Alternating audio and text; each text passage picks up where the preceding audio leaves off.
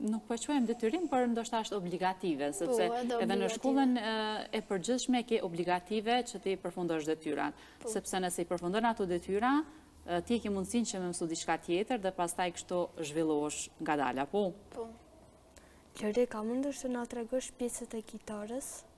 Pjesët e gitarës, po, kjo është trupi, kjo është qafa dhe kjo kuka, dhe këtu shërbin për me akordu tilat e gitarës. Shumë bukur. Përveç gitarës, a dëshiron të biesh edhe ndonjë instrument tjetër? Jo. Nuk ke diçka të preferuar. Jo. A mendon që të bësh ndonjë duet me ndonjë instrumentist tjetër do të ndihmon të ty që perfeksionohesh akoma më shumë, sepse kur luan solo është pak më e lehtë. Kur luan duet është pak më e vështirë, sepse duhesh të koordinohesh, sikur në dha Adea. Për shembull, nëse ne nuk jemi të koordinuara mes vete, kjo fol edhe unë flas, atëherë normalisht që nuk do dal asgjë mirë. A mendon ti që koordinimi mes dy personave të cilët interpretojnë së bashku ose ne që prezantojmë së bashku të bën ty që ti jesh më i vëmendshëm ndaj asaj që po interpreton? Jo, nuk mendoj se kur i bëj instrumentet vetëm duket më lehtë edhe tanaj nëse i bëj me dy persona në duet, tanaj u vin mi dëgju tingullit kështu mirë. Është më e vështirë sepse duhet të akordoheni mes vetë instrumentet, apo? Mirë. Apo na fol pak për shokët edhe shoqet e klasës që ke në shkollën Pjetër Bogdani. Duke qenë se ti je një muzikant, ndoshta në klasë ki apo nuk ke nxënës cilët merren me muzikën, çfarë komenteve merr nga nxënësat në klasë? Në klasën time i kam dy, e kam një shok edhe një shoqe që merren, dhe ata të dy merren me piano, por edhe njëra Buna që e ka emrin merren me balet. Mirë.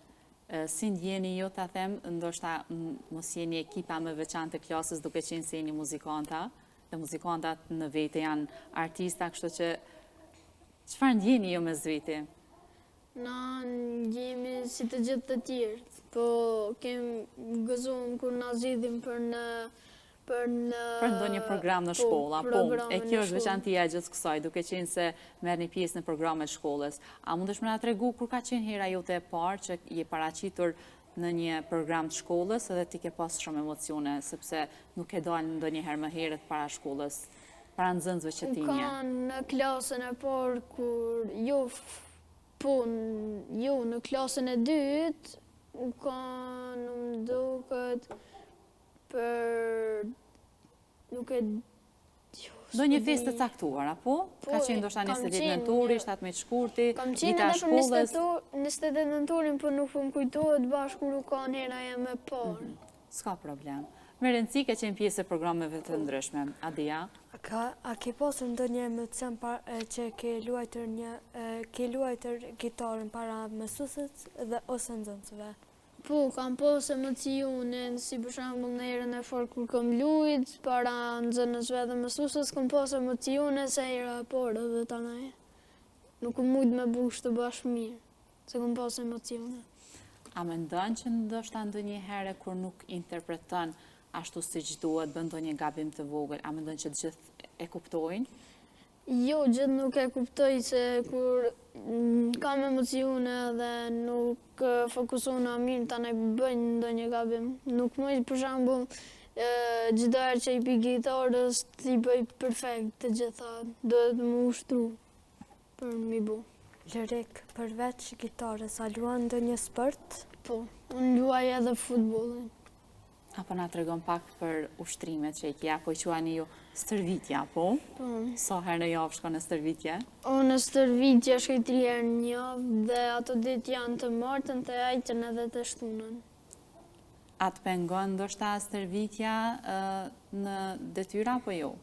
Jo, stërvitja bash nuk më pengon në detyra, por vetëm e bëj kështu me kënaqësi, nuk është që mi hek detyrat tonash, se unë edhe bëj detyrat edhe tanaj pastaj shkoj në futboll. Cilën e kishe zgjedhur mes sportit edhe muzikës, apo në këtë rast gitarës? Ja, nuk mundesh me ndo? Ja, muzikës, valla. Muzikën. Po. sportin ta them më shumë e ke si një lloj hobi apo për momentin? Domethënë fokusit është vetëm tek muzika. Po. Lore, kur e ke parë që të pëlqen gitarja? Unë e kam parë që më pëlqen gitarja kur i kam pasur 6 vjetë, për i më regjistru me 7 vjetë. Në shkollën e muzikës. Po. Duke qenë se Loriko na tregoi pak a shumë rreth shkollës së muzikës, shkollës së Pjetër Bogdani ku po vjen mësimet.